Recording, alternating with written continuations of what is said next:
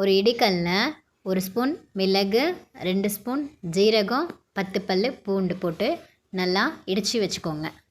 இன்றைக்கி என்ன பார்க்க போகிறோன்னா, டேஸ்டியான கோல்டுக்கு காஃபுக்கு சூட் ஆகிற வெத்தலை ரசம் தாங்க இன்றைக்கி பார்க்க போகிறோம். காஃபுக்கு கோல்டுக்கு பெஸ்ட்டு ரெமெடி. 1 டைம் 2 டைம் அந்த ரசம் குடித்தாலே கோல்டு காஃபு எல்லாம் பறந்து போயிடும். அடுத்து ஒரு கடாயில் ஆயில், கடுகு, இடித்து வச்சுருக்கோம் இல்லையா மிளகு ஜீரகம் பேஸ்ட்டு, அதை போட்டு நல்லா ஃப்ரை பண்ணிக்கலாம். அதோட ராஸ்மல் போகணும். அது வரைக்கும் சிம்மில் வச்சு ஃப்ரை பண்ணுங்க. சிம்மில் வச்சு ஃப்ரை பண்ணிவிட்டு மிக்சியில் 3 தக்காளி போட்டு அதையும் நல்லா பேஸ்ட் பண்ணி எடுத்துகிட்டு வந்து வச்சுக்கோங்க. அடுத்து அதே மிக்சியில் ஒரு கைப்பிடி அளவுக்கு கொத்தமல்லி, நான் ஒரு 10 வெத்தலை எடுத்திருக்கேன். உங்களுக்கு எவ்வளோ வெத்தலை தேவையோ, எவ்வளோ குவான்டிட்டி தேவையோ அந்த அளவுக்கு வெத்தலை போட்டுக்கோங்க. வாஷ் பண்ணிவிட்டு அதுவும் ஆட் பண்ணி பேஸ்ட் பண்ணி எடுத்துகிட்டு வந்துடலாம்.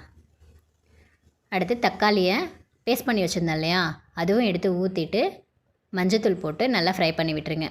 தக்காளியோட ராஸ்மல் போகிற வரைக்கும் சிம்மில் வச்சு கொதிக்கட்டும்.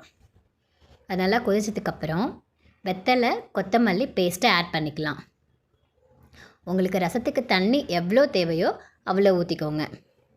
அது ஆட் பண்ணி ஊற்றிட்டு உப்பு போட்டு பெருங்காயத்தூள் போட்டு கொதி வந்ததுக்கப்புறம் இறக்குனிங்கன்னா டேஸ்டான கோல்டு ரெமெடி வெற்றலை ரசம் ரெடி. தேங்க்ஸ் ஃபார் வாட்சிங்.